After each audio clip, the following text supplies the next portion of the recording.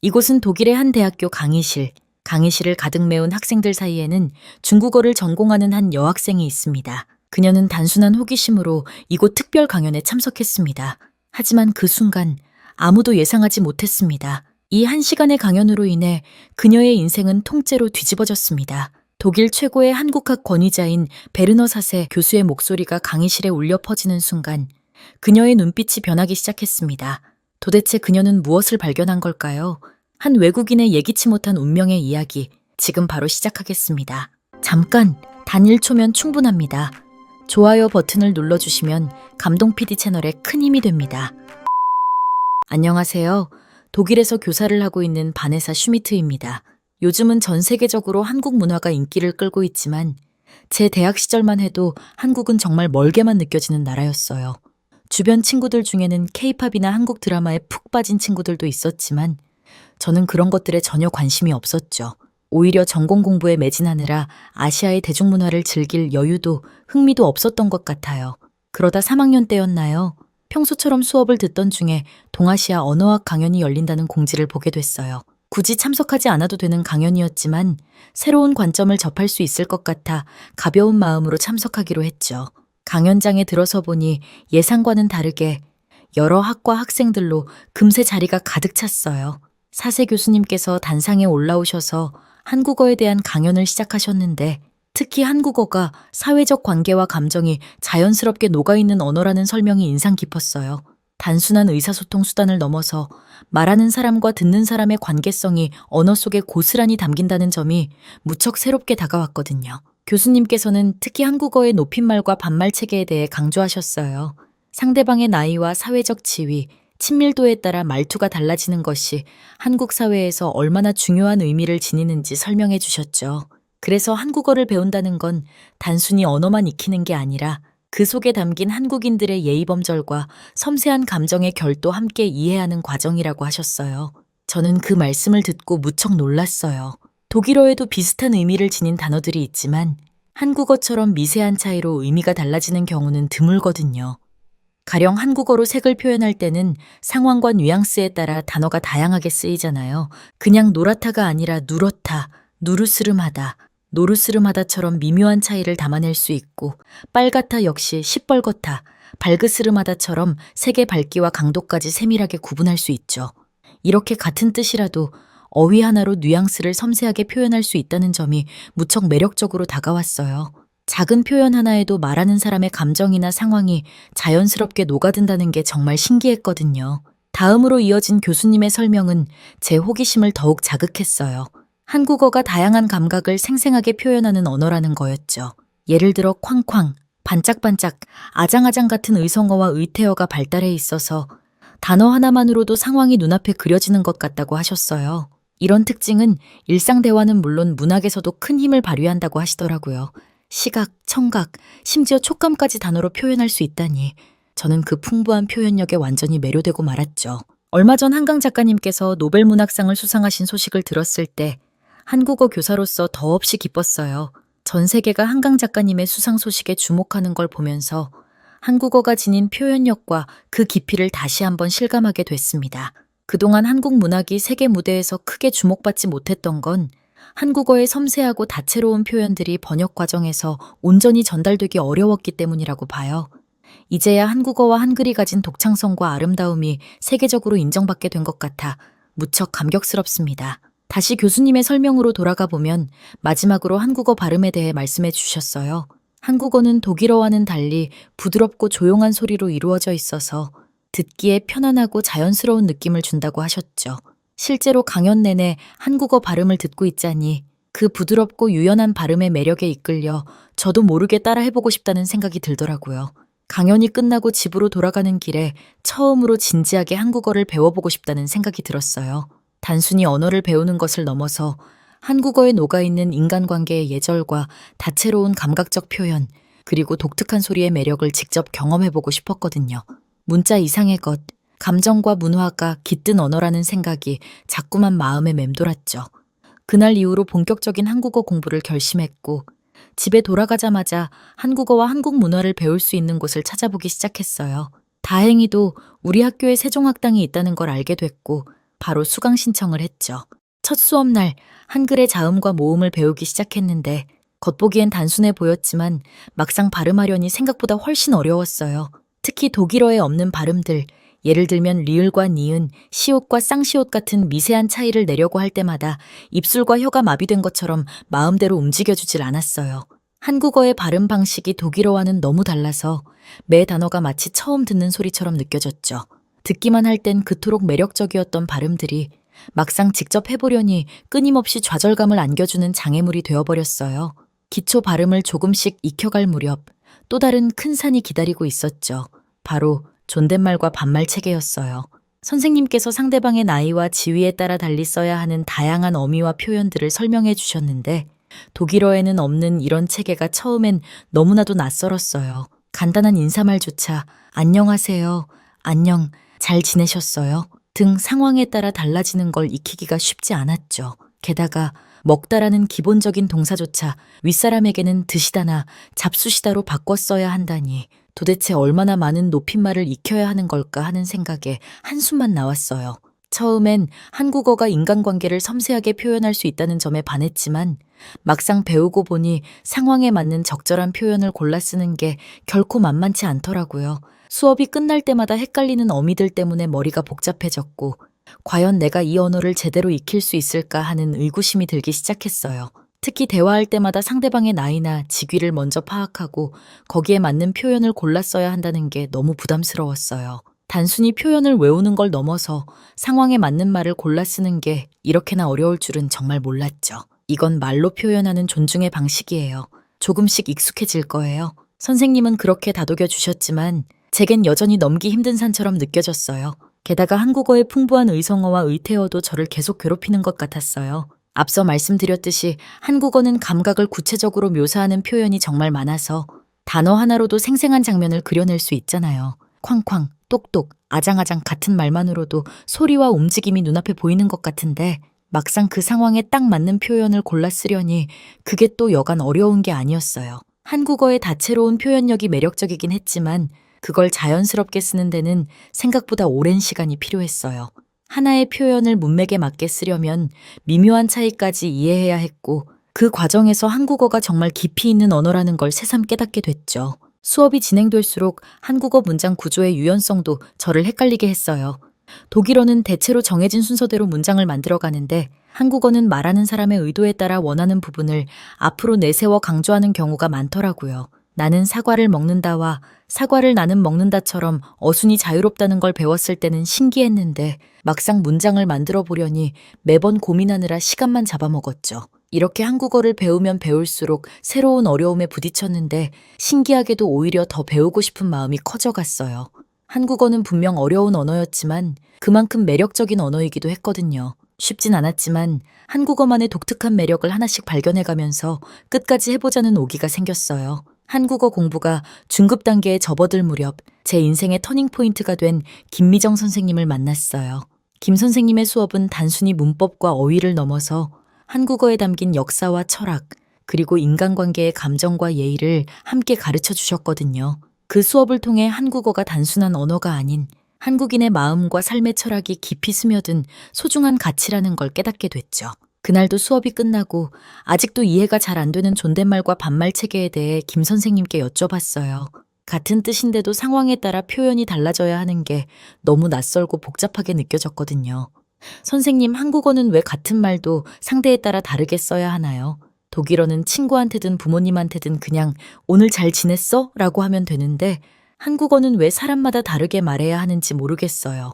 김 선생님은 제 질문에 따뜻한 미소를 지으시며 고개를 끄덕이셨어요.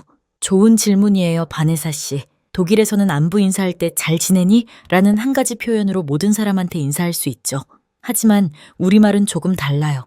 한국에서는 부모님께 어머님, 아버님, 오늘도 건강히 잘 지내셨어요? 라고 해요. 여기서 지내셨어요는 그냥 높임말이 아니라 부모님의 안녕을 바라는 자식의 마음까지 담겨 있는 거예요. 우리말에는 이렇게 그 사람과의 관계가 고스란히 녹아 있어요. 할아버지께 식사하시라고 할 때는 할아버지 진지 잡수세요라고 하잖아요. 이건 그냥 밥 먹어요를 높여서 말한 게 아니에요. 진지라는 말에는 어르신을 공경하는 마음이, 잡수시다라는 말에는 깊은 존중이 담겨 있는 거죠. 더 재미있는 건 똑같은 상황이라도 누구한테 하는 말이냐에 따라 표현이 완전히 달라진다는 거예요. 예를 들어 아프다는 말도 어르신께는 편찮으시다라고 하고 친구한테는 아프다고 하죠. 이외에도 주무시다, 들이다, 계시다 같은 말들도 다 상대방을 존중하는 마음에서 생긴 거예요. 이런 표현들이 우리의 일상에 자연스럽게 녹아 있어요. 버스에서 어르신께 자리를 양보할 때도 여기 앉으세요라고 하는데 이 말 한마디에도 어르신을 공경하는 마음이 담겨 있죠. 식당에서도 손님께 주문해 주세요, 맛있게 드세요 하면서 존중의 의미를 담은 말을 쓰고요. 이런 게 바로 한국어의 아름다움이에요. 선생님의 설명을 들으면서 저는 깊은 감동을 받았어요. 독일어처럼 모든 사람에게 비슷한 표현을 쓰는 것과는 달리 한국어는 말 한마디 한마디에 상대방을 향한 존중과 배려의 마음이 담겨 있다는 게 정말 놀라웠거든요. 특히 같은 뜻이라도 누구한테 하는 말이냐에 따라 이렇게나 다양한 표현을 쓴다는 점에서 한국어가 얼마나 섬세하게 인간관계를 담아내는 언어인지 새삼 깨닫게 됐어요. 이게 단순한 문법의 차이가 아니라 오랫동안 이어져 온 한국인들의 정, 그리고 예의 문화가 녹아든 결정체라는 걸 알게 되니 한국어의 독특한 아름다움이 더욱 크게 다가왔죠. 그날 김 선생님은 한국어가 보여주는 공동체적 가치에 대해서도 말씀해 주셨어요. 특히 한국어에서는 개인을 가리키는 말보다 우리라는 표현을 더 많이 쓴다는 설명이 무척 흥미로웠어요.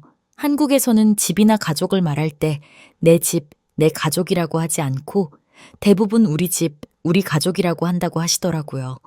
한국에서는 개인보다는 공동체 가족을 더 중요하게 생각하는 문화가 있어요. 그래서 내 집 대신 우리 집, 내 가족 대신 우리 가족이라는 말이 더 자연스럽죠. 이렇게 말하는 것만으로도 상대방을 소중한 공동체의 구성원으로 여긴다는 걸 나타낼 수 있어요. 저는 그 말씀이 무척 신기해서 여쭤봤어요. 그러면 이 우리라는 말이 사람들 사이의 유대감을 강조하는 역할을 하는 건가요? 김 선생님은 따뜻한 미소를 지으시며 고개를 끄덕이셨어요. 네, 맞아요. 우리 한국 사람들은 우리라는 말로 자연스럽게 상대방을 자신의 공동체 안으로 받아들이고 그 유대감을 소중히 여기죠. 친구들끼리도 을의 우리라는 말을 많이 쓰고요. 한국어의 우리라는 말 하나에 공동체적 사고방식과 사람들 사이에 깊은 유대감이 담겨 있다니 정말 신기했어요. 이런 독특한 표현 덕분에 사람들이 더 가깝고 편안한 관계를 맺을 수 있겠다는 생각이 들었죠. 한국어로 대화하면서 자연스럽게 상대방을 가족이나 친구처럼 느끼게 만드는 이런 표현이 저는 무척 매력적으로 다가왔어요. 다음 수업 시간에는 김 선생님께서 한국어의 특별한 감정 표현인 정에 대해 설명해 주셨어요. 사실 전에도 수업 시간에 몇 번 들어본 단어였는데 정확히 어떤 뜻인지 이해를 못했거든요. 선생님, 정이라는 말이 특별한 감정을 나타낸다고 하셨는데 구체적으로 어떤 감정인지 잘 모르겠어요. 사랑이나 애정이랑은 또 다르다고 하셨잖아요. 김 선생님은 잠시 생각하시더니 따뜻한 눈빛으로 설명해 주셨어요. 정은 참 특별한 감정이에요. 사랑이나 애정하고는 좀 달라요. 정은 오랜 시간 함께하면서 자연스럽게 생겨나는 감정이거든요. 신뢰와 애정을 모두 아우르는 아주 깊고 복합적인 유대감을 표현하는 말이에요. 아, 그러면 친구나 가족처럼 가까운 사이에서 자연스럽게 쌓이는 감정인가요?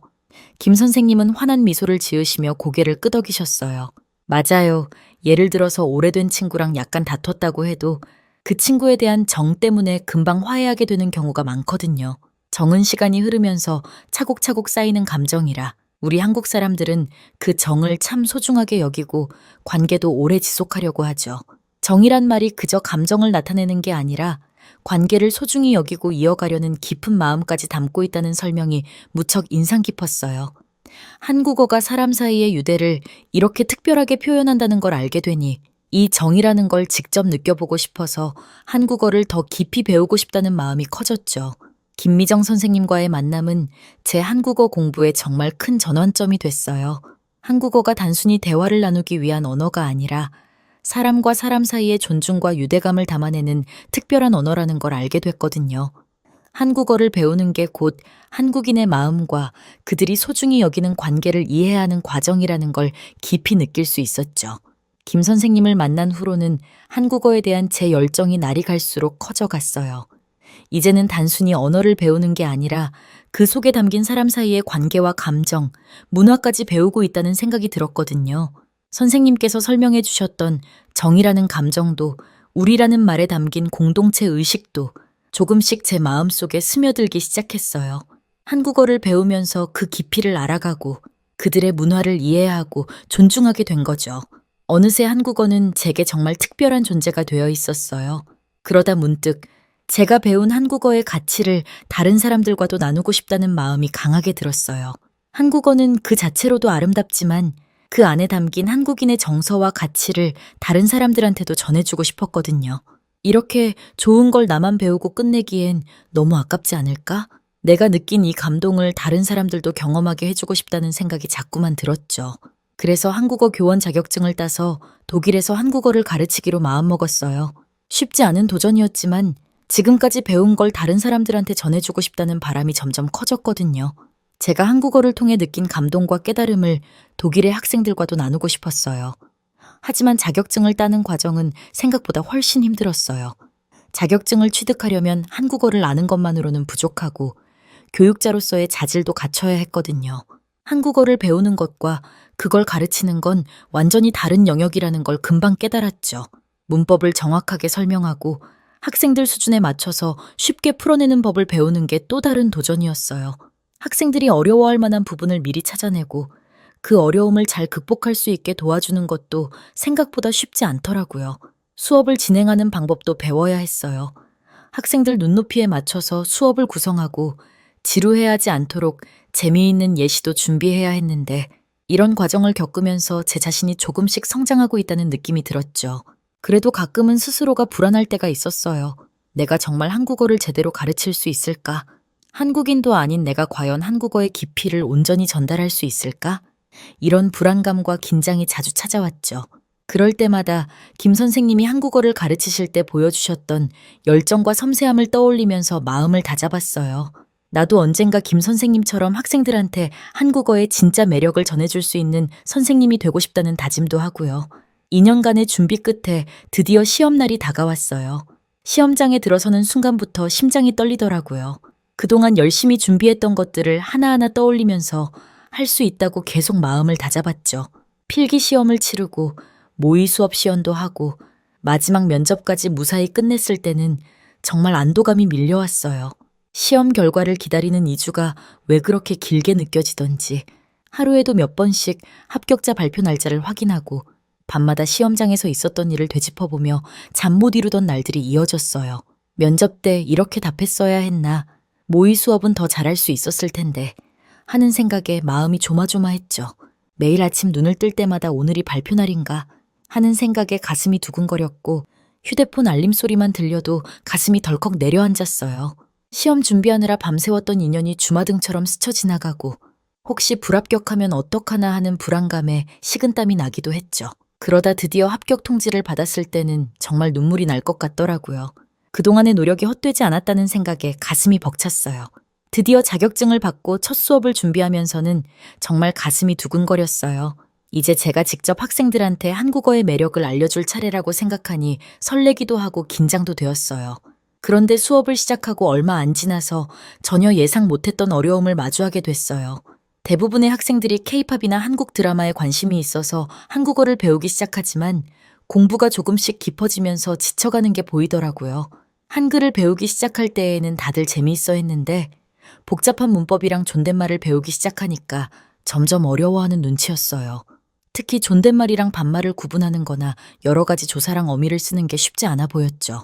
수업이 계속될수록 결석하는 학생들이 늘어나고 한두 명씩 그만둘 때마다 제 마음이 너무 아팠어요.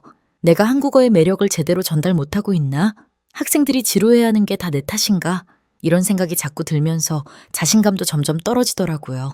내가 그토록 가르치고 싶었던 한국어가 너무 어려워서 포기하는 학생들이 늘어나는 걸 보는 게 정말 괴로웠어요.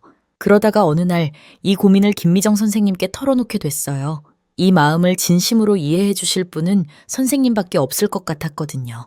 선생님과 마주 앉아서 제가 겪고 있는 어려움과 힘든 점들을 모두 말씀드렸죠. 선생님, 한국어를 매력적으로 가르치는 게 생각보다 너무 어려워요. 처음엔 다들 흥미를 보이다가도 점점 지쳐서 그만두는 걸 보면 제가 뭔가 잘못하고 있나 싶어요. 한국어의 매력을 제대로 전달하지 못하고 있는 건 아닐까. 자꾸 이런 생각만 들어요. 김 선생님은 제 이야기를 조용히 들으시다가 고개를 끄덕이시더니 따뜻한 눈빛으로 말씀해 주셨어요. 바네사 씨, 한국어가 쉬운 언어는 아니에요. 그러니까 학생들이 중간에 포기하는 건 아주 자연스러운 일일 수도 있어요. 중요한 건 그 학생들에게 한국어의 매력을 제대로 알게 해야 한다는 것이에요. 또한 그 과정이 즐겁다면 포기하는 학생은 현저히 줄어들 거예요. 그날 선생님의 말씀이 제게 정말 큰 위로가 됐어요. 한국어의 매력을 알려주는 것도 중요하지만 무엇보다 학생들이 즐겁고 재미있게 배울 수 있는 분위기를 만들어주는 게 더 필요하다는 걸 깨달았거든요. 선생님은 미소를 지으시며 계속 말씀하셨어요. 학생들이 좋아하는 케이팝이나 드라마 같은 대중문화를 수업에 더 많이 활용해 보는 것이 좋을 것 같아요.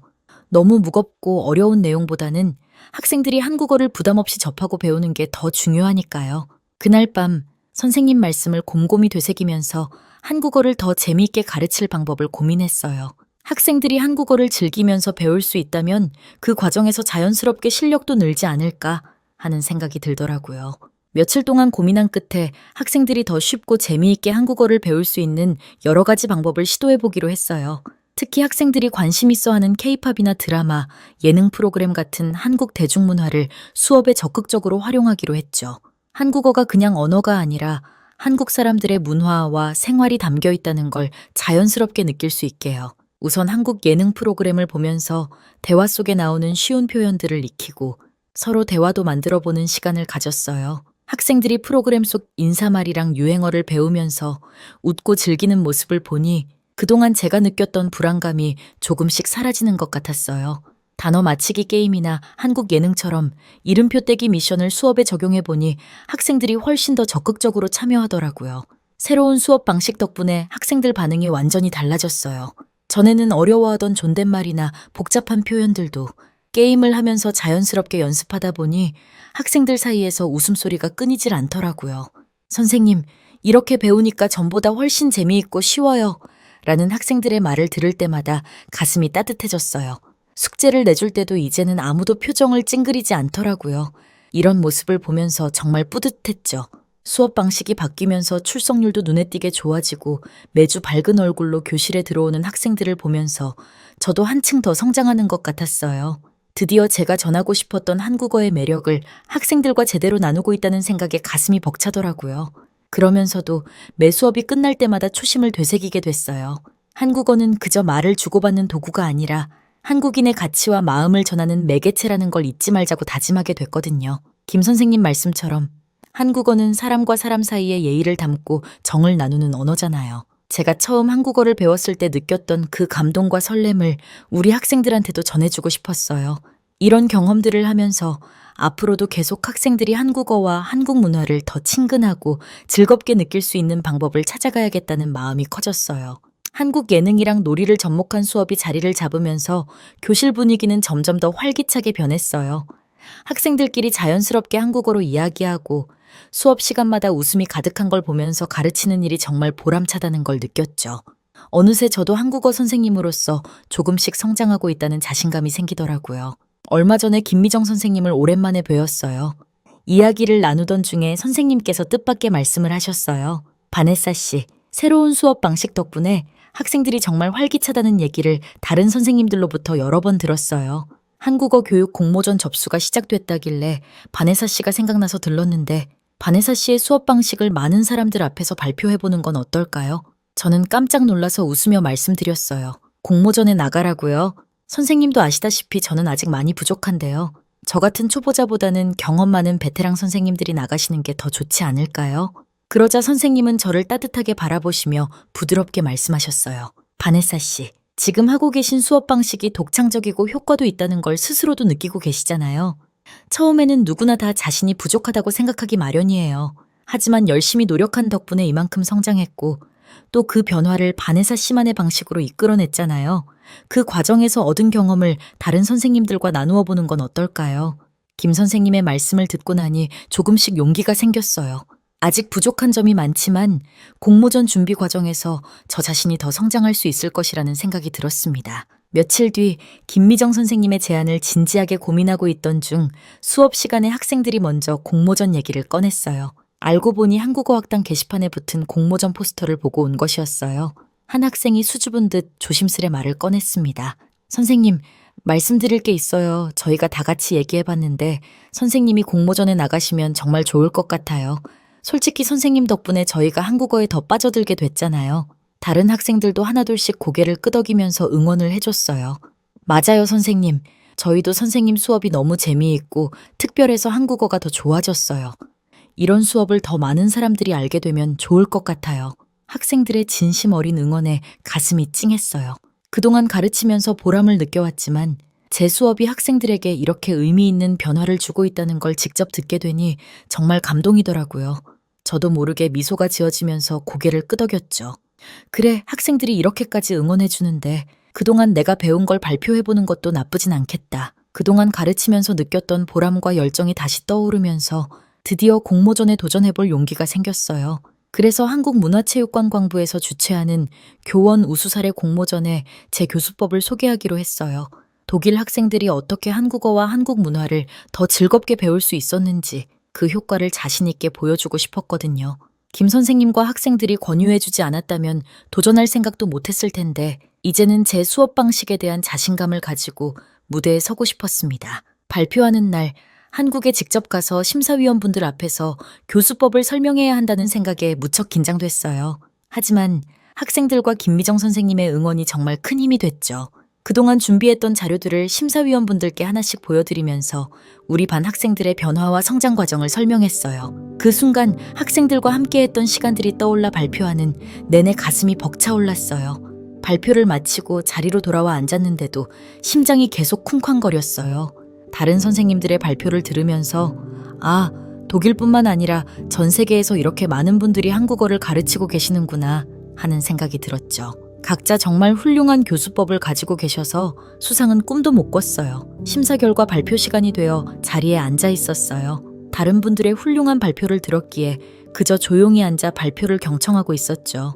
그런데 마지막 대상 수상자를 호명하는 순간 믿기지 않게도 제 이름이 불리는 거예요. 순간 귀를 의심했죠. 그저 참가 경험만으로도 감사하다고 생각했는데 이렇게 큰 상을 받게 되다니 정말 꿈만 같았어요. 무대 위에서 상을 받으면서 그동안 함께해준 학생들과 김미정 선생님 생각에 눈시울이 붉어졌죠. 시상식이 끝나고 무대 아래로 내려왔을 때 많은 한국어 선생님들이 축하해 주셨어요. 선배 선생님들께서 이렇게 따뜻하게 맞아주시니 더욱 감격스러웠죠. 앞으로는 제가 받은 격려와 응원을 다른 분들과 더욱 적극적으로 나누고 싶다는 생각이 들었어요. 한국어를 가르치면서 한국 문화도 함께 나누고 더 많은 학생들에게 즐거운 배움의 경험을 선물하고 싶다는 생각이 들었거든요. 한국어를 가르치다 보면 그 속에 담긴 한국인들의 마음과 문화가 얼마나 아름다운지 새삼 깨닫게 됩니다. 앞으로는 한국어를 통해 한국의 따뜻한 정과 문화의 가치를 더 많은 분들과 나누고 싶습니다. 이 특별한 여정을 학생들과 함께 만들어가면서 저도 계속 성장하고 싶습니다. 이 모든 경험을 통해 한국어는 제 인생을 바꾸는 특별한 언어가 되었습니다. 한글과 한국어를 배우면서 한국 문화의 깊이를 이해하게 되었고 학생들과 함께 한국어를 나누면서 그 속에 담긴 관계와 예의, 감정의 소중함을 더 깊이 느낄 수 있었습니다. 특히 저에게 한국어의 진짜 매력과 가치를 일깨워주신 김미정 선생님께 정말 감사드립니다. 선생님께서 보여주신 한국어에 대한 열정과 가르침 덕분에 저는 한국어 속에 담긴 따뜻한 정서와 사람을 향한 존중을 배울 수 있었습니다. 선생님이 아니었다면 제가 한국어를 배우면서 이렇게 깊은 감동을 느끼지는 못했을 것입니다. 그리고 한글을 만드신 세종대왕께도 감사한 마음이 듭니다. 백성들이 쉽게 배우고 소통할 수 있는 글자를 만들고자 하신 그 마음이 한국어와 한국 문화를 세계에 알리고 싶은 제 목표에도 큰 영감이 되었습니다. 마지막으로 한국어의 아름다움과 따뜻함으로 저를 성장시켜준 한국과 한국분들께 진심으로 감사드립니다. 앞으로도 더 많은 분들께 한국어와 한국 문화의 매력을 전하면서 제가 받은 이 감동을 나누고 싶습니다. 감사합니다. 오늘은 한국어와 운명적인 만남을 가진 한 외국인의 가슴 뜨거운 이야기를 들려드렸습니다. 우연한 기회에 한국어를 접하게 되어 그 매력에 깊이 매료되었고 중국어에서 한국어로 전공까지 바꾸며 한국어에 대한 열정을 키워온 끝에 마침내 한국어 교사가 되어 문화체육관광부 장관상이라는 큰 영광까지 얻게 된 감동적인 여정이었는데요. 이 아름다운 이야기의 실제 주인공은 주 카자흐스탄 한국문화원 세종학당의 딜바르 선생님입니다. 그분 역시 우연한 기회에 한국어를 접하게 되었고 한국어의 깊은 매력에 빠져 전공을 바꾸며 한국어 교사의 꿈을 키워오셨습니다. 딜바르 선생님은 2024 세계 한국어 교육자 대회 교원 우수사례 공모전에서 외국인 최초로 문화체육관광부 장관상을 수상하시는 쾌거를 이루셨습니다. 한국어를 배우는 학생에서 최고의 교원이 되기까지 그분의 한국어에 대한 열정과 끊임없는 노력이 이런 놀라운 성과를 만들어냈습니다. 특히 인상적인 것은 딜바르 선생님께서 한국어가 단순한 언어가 아닌 한민족의 정신과 문화가 깃든 소중한 가치라는 것을 깊이 이해하고 계시다는 점입니다. 수업 시간마다 한국의 예능 프로그램과 게임을 활용해 학생들이 자연스럽게 한국어와 한국 문화를 접할 수 있도록 하는 그분의 교육 방식은 세계 속에서 우리 말과 문화의 우수성을 입증하는 좋은 사례가 되고 있습니다. 이렇게 먼 이국 땅에서 우리의 언어를 사랑하고 전파하시는 외국인 선생님들이 계시다는 사실에 가슴이 뭉클해집니다.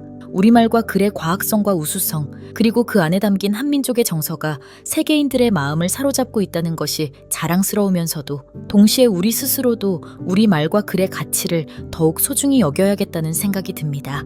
우리의 언어가 이제는 국경을 넘어 세계인의 마음을 움직이는 소중한 가치가 되었다는 사실이 참으로 자랑스럽습니다. 영상을 끝까지 보신 여러분은 어떤 생각이 드셨나요?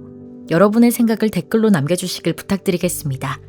작성해주신 댓글은 다음 영상에 적극 반영하여 더욱 재미있고 유익한 영상으로 찾아뵙겠습니다. 아참! 구독과 좋아요 그리고 알림 설정은 영상을 만드는 데 있어 큰 힘이 됩니다.